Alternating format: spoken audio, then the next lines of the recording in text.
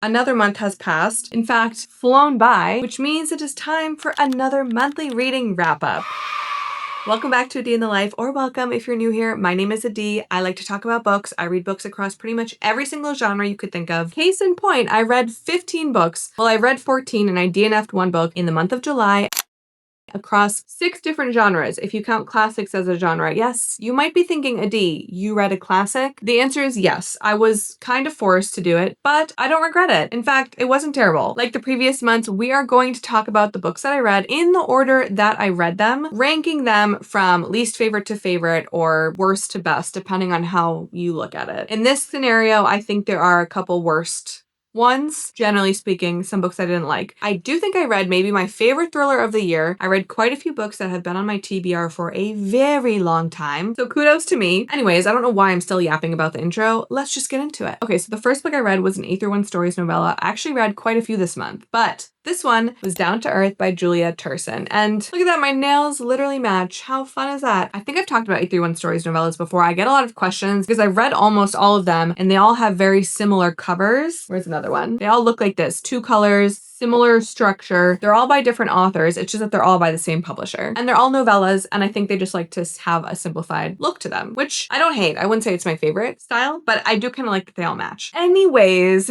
this is a sapphic romance between a city girl and a farmer. The city girl is actually a single mother, recently separated from her husband. She moves to like this small town in upstate New York. There is a woman that owns a farm, and they basically fall in love. It's a romance novella. That's not a spoiler. I did actually think this was very cute. I gave it 3 stars. I just had a few small issues with it. I did feel it to be very insta-love. It is dual POV, and when it's dual POV and insta-love, it usually gives me the ick pretty quickly. This one did do that, especially because they went from 0 to 100. If you don't want any spoilers, just skip to here. But basically, Paige moves to this town just for the summer with her son, and then by the end of the summer decides to move there full time to basically live with Frankie, who owns the farm. And then my other issue with this is that it's kind of a gray area as to whether or not she should have been carrying on with this relationship, because it didn't really seem like it was clear to her husband that they were fully separated. If you do have a problem with that, maybe skip it. But again, I did think it was really cute. I had a good time with it. It actually ends up in my number 8 spot. We're gonna just do the top 14. You'll see why when I get to one of the books. But yes, anyway, so this one goes at number 8. Okay, so then I picked up Lucky. This is an interesting book. I don't exactly know how to categorize it. It says it's a thriller. It's not a thriller. It's not even really a mystery. It's like a high stakes fiction, general fiction, contemporary fiction. It's about a woman who grew up basically being her father's con man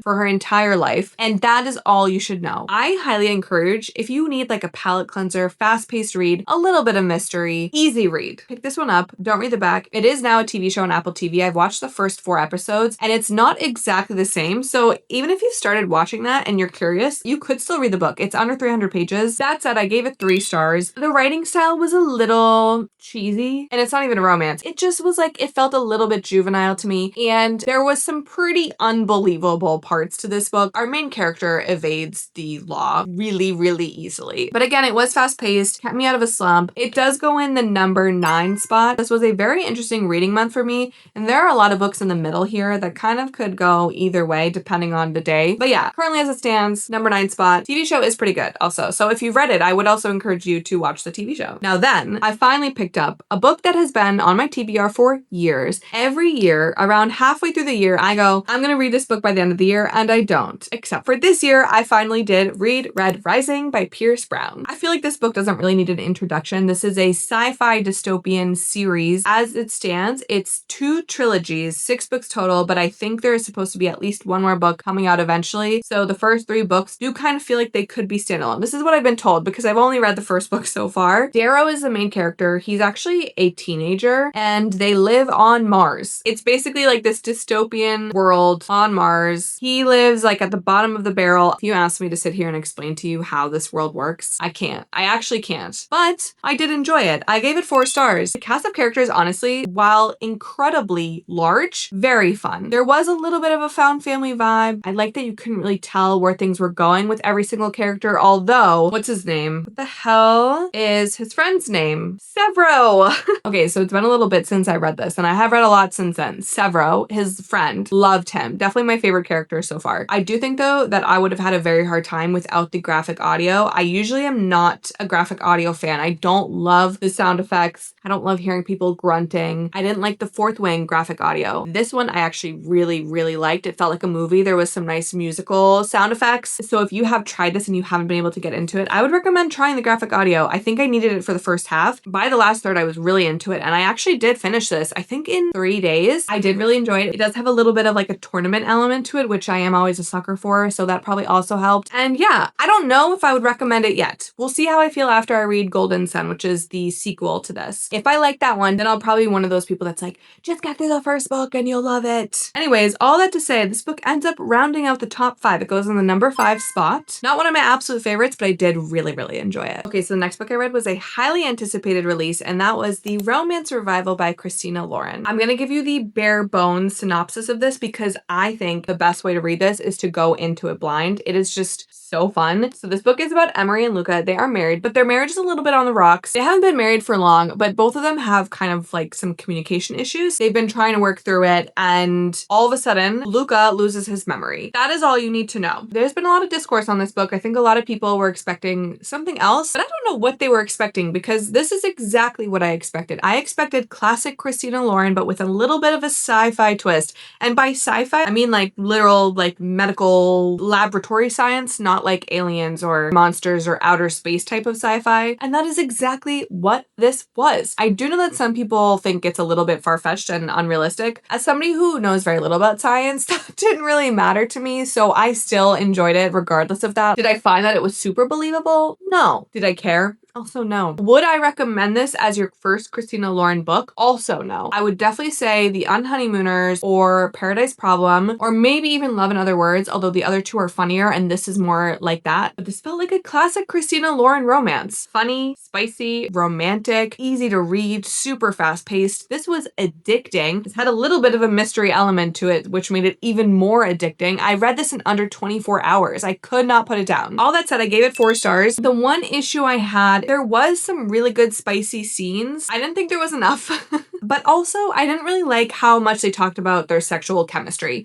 and how great it was. It felt a little bit weird and off to me, especially given how little they actually do it in this book. It goes in the number 4 spot. I really liked it. I don't know. I don't really get the hate on this one. If you like Christina Lauren, I do think you'll like this one. If you don't like Christina Lauren, that's a separate thing. And then maybe I could agree with you on a lower rating. Then I returned back to Sparrow Falls and I read Beautiful Exile, which is the 4th book in the series. If you are unfamiliar with Catherine Cowles, she is probably one of the most well-known romantic suspense authors, and this is one of her most well-known series. Now that I have read 4 books, I do feel like they are getting very repetitive. I don't know if I need like years of a break between each book, or maybe, you know, I have heard that the 4th book is not the best in the series, and I do pretty much agree with that assessment. It was certainly not my favorite. This is a romance between Lincoln and Arden. I think she is the youngest member in the Coulson family, or at least the youngest daughter. So the romance is between her and one of her brothers. He's technically a friend. He's actually the manager of, I forget which brother, but he's the manager of the hockey team that one of the brothers plays for. And he ends up staying in her brother's house, I think for the summer, while his house is being built somewhere else. And she lives in the guest house, so there's forced proximity. And they both have terrible childhood backgrounds, terrible parents, a lot of trauma, yada. They fall in love pretty much like on page 1.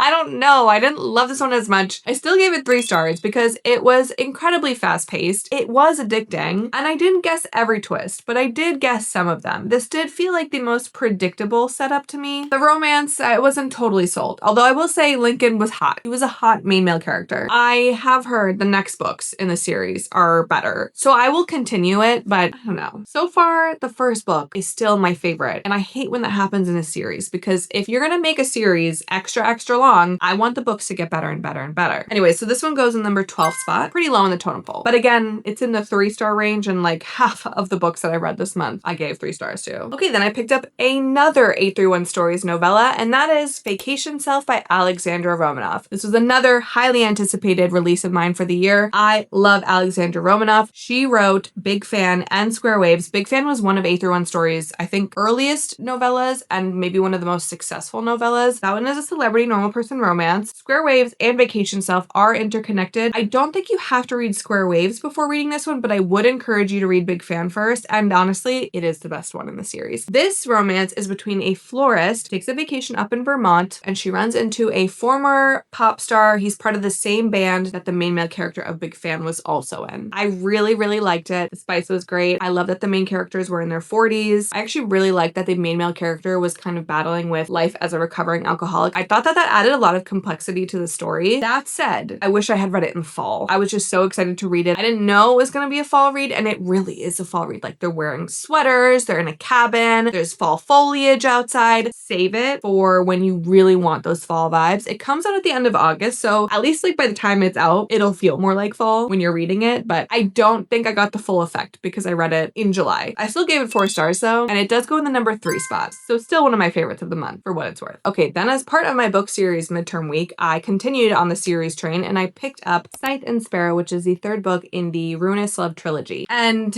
this was my only DNF of the month and my 3rd DNF of the year. That's why we're only ranking 14 books, because this one, I only got to 25% of it. I don't really feel like ranking a book that I DNF because obviously it goes in last place. I will say this, there wasn't inherently anything wrong with the book. I just generally don't like this series as much as a lot of other people do, and I like dark romance, and ironically the 3rd book didn't do it for me in the way that the 1st and the 2nd book did do it for me. Or does that make sense? The 1st and the 2nd book both felt like insta-love right out of the gate. Both characters were kind of obsessed, both dual POV, which is probably part of the reason why I didn't love them as much. That is a recent thing that I've learned, I think, because of the series. And also, books 1 and 2 are much more heavy on the serial killer aspect of it. Book 3 wasn't. I mean, I got 25% of the way in and I was like, so these characters aren't serial killers? I'm confused. And they weren't obsessed with each other, so that was also confusing. And I was just kind of bored. And because I didn't really love books 1 or 2, I gave, I think, both of them 3 stars. I just didn't really feel like I needed to finish book 3. I don't think I would have rated it that low of a rating, but it just felt like a waste for me to read it because I knew I wasn't gonna love it. So my Ruinous Love trilogy experience is over. If you think I should still try Brynne Weaver's other series, I'm open to it, but part of me thinks maybe she's just not for me. So here we are. Okay, now after that, because that was putting me into a little bit of a slump, I also started at the same time our Everything Shelf book club pick for the month, which was Dissection of a Murder. Now this was a thriller. Also, if some of you don't know this already, I do run a book club on the Fable app. It's called the Everything Shelf. We read a book in a different genre every month, so no 2 months are the same genre in a row. Next month, we're reading The Shampoo Effect, which I'm excited for. I know that there's some mixed reviews, which I actually think will make it a really good book club read. But anyways, this is more important here because this was incredible. This is another book where I think you should go into it mostly blind. It's about a lawyer in the UK, which also is very important because their legal system is much different than ours, let me tell you. But anyways, she gets hired to defend a murderer, or an accused murderer, I should say, and the prosecution is led by her husband, so she has to go up against her husband, and it's her first murder case, so she's nervous about that. As somebody who's not really a legal thriller fan, this is not really a legal thriller. It's kind of a legal thriller. It is a legal thriller, but it's also not, and I can't tell you why, but I just think that either way, whether you are a legal thriller fan or you're not, you will probably still enjoy this. It is over 400 pages, but I thought every page was worth it. It was so twisty, and I did actually guess correctly in the beginning who the main culprit might be, but then my opinion changed like every single chapter, and the chat rooms in the Fable app were popping off because everyone was so confused, and then by the end of it, it all made sense. And that is my favorite type of thriller. I think that takes a really talented thriller author to be able to put breadcrumbs so that you can try to figure it out yourself, but then throw you off the scent. And then by the end of it, you either got it and you're satisfied with it, or you didn't get it and you're kicking yourself for not getting it because you should have known. I do think the writing was, again, a little bit simplistic at times and a little over-explanatory, though I did actually like learning about the legal system in the UK. You do learn a lot about it in a really digestible way. So anyways, this is a debut thriller and a fantastic debut at that. I gave it 4.5 stars and it gets the number 1 spot. This was my favorite read of the month by far, and I think my favorite thriller of the year. I'm really interested to see if any other thriller ends up topping this one. Okay, now back to the book series midterm week. Then I picked up Business Casual by B.K. Borison. This is the 4th book in the Lovelight Farms series. I loved Lovelight Farms, which is the 1st book. It's set in December. It is single POV, which none of B.K. Borison's other books are. I was really hoping I would love the rest of the series. Books 2 and 3, just like too cheesy. Didn't like the dual POV. They both felt very insta-lovey, but both very fast-paced. I have felt like this entire series has been fast-paced. This one was way better than books 2 and 3, and I'm so happy about that. It's still dual POV, but it's friends with benefits, and neither character wants to be in a relationship, which helps make it feel the least bit insta-lovey that it could have felt, while still also being like slightly too cheesy. I will say that. Still a little cheesy. This one was long also. This one was almost 400 pages, I think, and this did not need to be this did not need to be that long. It was way too drawn out for me. But I do actually think, especially if you don't mind dual POV, you will really like this one. I do kind of think you could skip books 2 and 3 and just read Love Light and this one. This is set in the fall, early fall, but it's still a fall romance. So I would also maybe wait until the fall. And if you're somebody that likes the idea of the Dream Harbor series, but you felt that those are a little too cheesy, I do think the series is like one step up. It's a little less cheesy, but it still is like cutesy, small town romance, very cliche, lots of tropes. But anyways, I still liked it. I gave it 3.5 stars, 3.75, 3.5, somewhere around there. And it goes in the number 7 spot. Oh no. Not a bad read. Next book I picked up was The Woman in Suite 11. This is the sequel to The Woman in Cabin 10, which I read last year. It's a little thriller duo by Ruth Ware. The first book was very much a locked room whodunit thriller. I thought that the second book would be very similar to that. It actually wasn't, and that's not a bad thing. I do feel like thriller sequels are hard because either they are an exact duplication of the first book and then very repetitive, or they feel so different that they aren't really like related, and then you wouldn't really even call it a sequel. This, I think, balanced it out pretty well. So you have the main female character from The Woman in Cabin 10. I think it's set 10 years later, maybe even 20. No, I think it's 10 years. It could be 20. She gets invited to this luxurious hotel in Switzerland, I want to say. Some crazy stuff happens that relates to the first book. So I do think you need to read the first book before you read this one. That's all you should know. I actually did end up enjoying a lot of aspects of this thriller. It was fast-paced. There was a little bit of romance in it in a sense. The main female character has a husband, and I really, really liked his character. I thought he was great. And I love that he was not part of the problem. I thought the setup was good. The cast of characters was pretty good. It was just very, very predictable. And that could be because I have read a lot of thrillers. So I do think if you're new to the thriller genre, this duo might actually be a really good one to pick up. But I did guess pretty much everything by the end of it. And that was a little sad. I wanted a better twist. Anyways, all that said, pretty good. Audiobook was pretty good too. I ended up giving it 3 stars. It does go in the number 10 spot, but that's just because it didn't feel like a brand new plot to me. And I liked some of the other 3-star books better. But again, like I said before, this entire like blob of 3-star reads are all pretty even with each other. And then I finally closed out the book series midterm week with Daydream, which is the 3rd book in the Maple Hill series. First book is Icebreaker, second book is Wildfire, 3rd book is Daydream. This is a sports romance series in a sense, although the 2nd book is set at a summer camp and there's no sports involved. I have a lot of mixed feelings about this series. So the first book, Icebreaker, I read in the beginning of my return to reading journey, and I really, really enjoyed it. It was a little long. I remember thinking it was long, but I still really liked it. The spice was great. It was like a fun romance. I gave it 4 stars, which looking back, I'm like, did I actually mean to give it 4 stars? I'm not sure. I read Wildfire and I hated it. I gave it 1 star. I rarely give out 1 stars to books that I finished. It was too long. I didn't care for the connection between the characters. I think if I remember correctly, they felt very whiny to me, very childish. I didn't like it. I have been putting off reading Daydream for so long because of it. I don't know. I didn't really care for the main male character who is in books 1 and 2 as much as I think a lot of other people did. So I just didn't really feel like I needed to, but I am glad that I finally get to check it off the list. I don't have to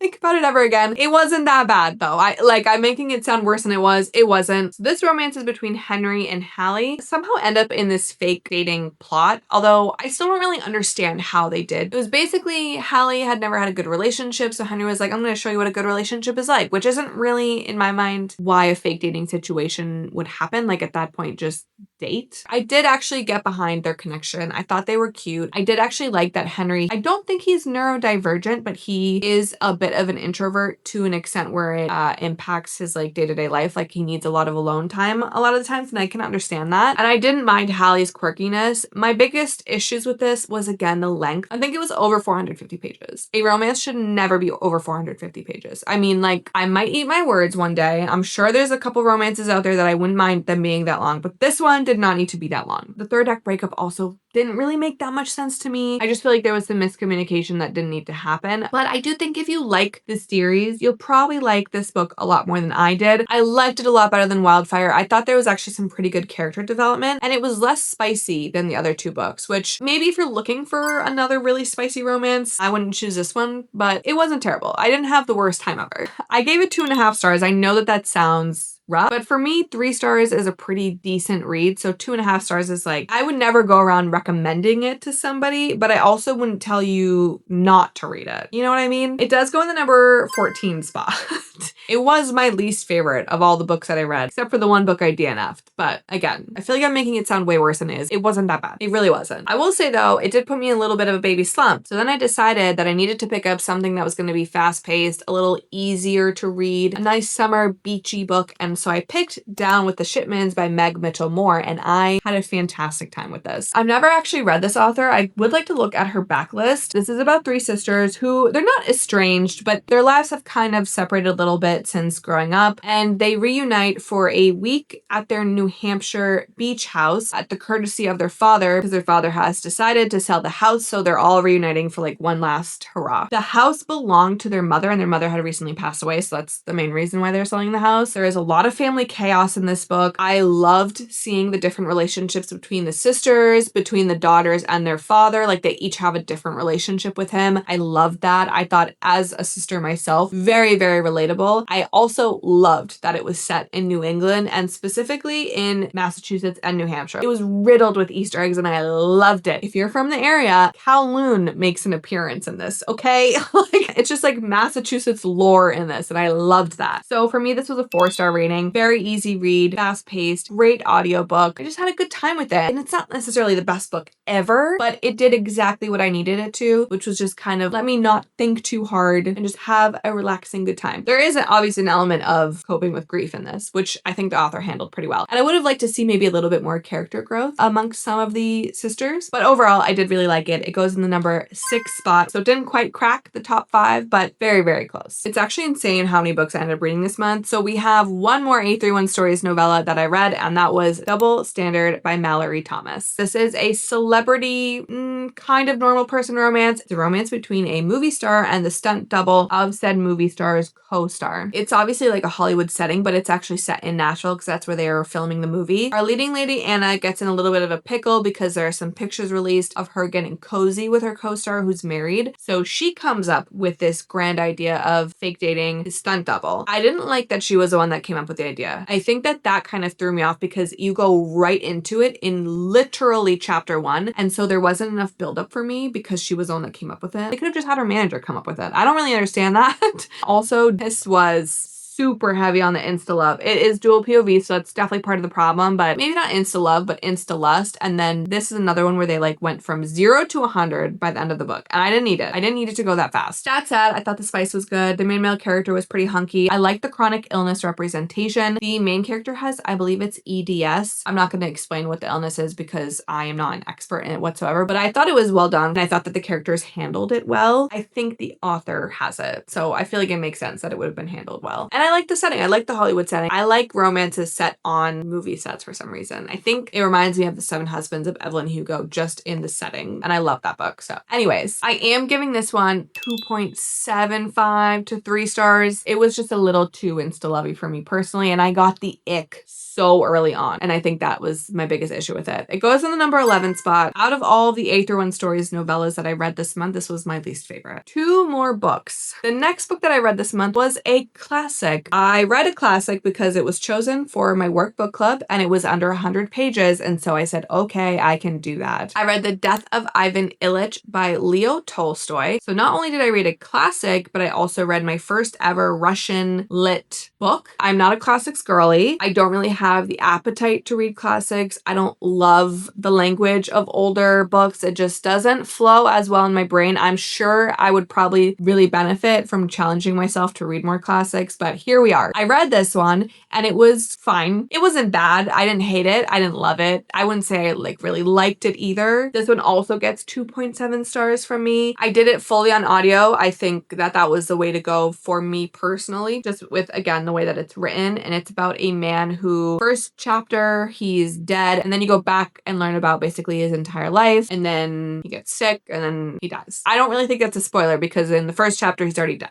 Don't get mad at me for spoiling it. It's a short novella. I do actually think that you could write this book in updated English language and it would still be extremely relevant. So I like that. It went by pretty quickly. That's kind of all I have to say about it. I don't know. I think it's really hard for me to rate a classic because I'm not somebody that reads them often, but I'm glad that I challenged myself and that I read it. That said, it goes in the number 13th spot. It just, again, like, I'm not going to go running around telling everyone to read it. If you ask me in a month what it was about, I'll probably forget. But one of my coworkers did point out that now I can go around and say, when somebody asks me if I've ever read Russian literature, I can say yes. And that is an achievement in itself. Okay, and then the last book that I read, I literally finished 2 hours before filming this, and that is The Road to Tender Hearts. I have been seeing this book everywhere. I have put it off just for the fact that I didn't own it. And then the publisher very kindly sent me the paperback version of it. But I actually did it mostly through audio. And I do really think that is the way to go. I'm going to give you a bare bones synopsis of this one as well, because this is another book that I do think it's more fun to go into it blind. It's set in a small town in Massachusetts. So I did actually like that aspect of it too, being from Massachusetts. And it follows PJ, who is an older man living in Massachusetts. And due to crazy circumstances, he ends up basically on a cross-country road trip. That's all I'm going to say. It has an incredible found family, incredible cast of characters, a very cute pet sidekick. Also, the characters are very complex. So there's things that will annoy you and things that you will love about them. The adventures throughout this book are fantastic. There were so many moments that I actually laughed out loud. I do think that's one of the reasons I liked it better on audio, because my eyes didn't jump forward. So these moments would just come out of nowhere and they're just some crazy things happen, but it all was just so good. And I like that you figure out the cover of this as you continue reading. It was just so wholesome, very heartwarming, but also there were moments that were sad and moments that were funny. And yeah, it was just really good. I gave it 4.25 stars. I do think there were some lulls throughout the book. I don't know that I would have wanted it to be shorter because I also was really sad when it was over. I would read 5 more books of these characters. I just think maybe some of the scenes were maybe a little drawn out. I don't know. It just didn't give me a 5-star feel fully, but I did really enjoy it and I highly recommend, especially if you're looking for a new audiobook to start, this definitely is a very good one. This one is probably one of my favorites of the year from an audiobook perspective. So there's only one slot left and that's the number 2 slot. So that's where it goes, which is funny because this one really came down to the wire if I was going to finish it this month. So I do love that it kind of snuck up there towards the front of the rankings. Okay, we've pretty much lost my voice filming this video.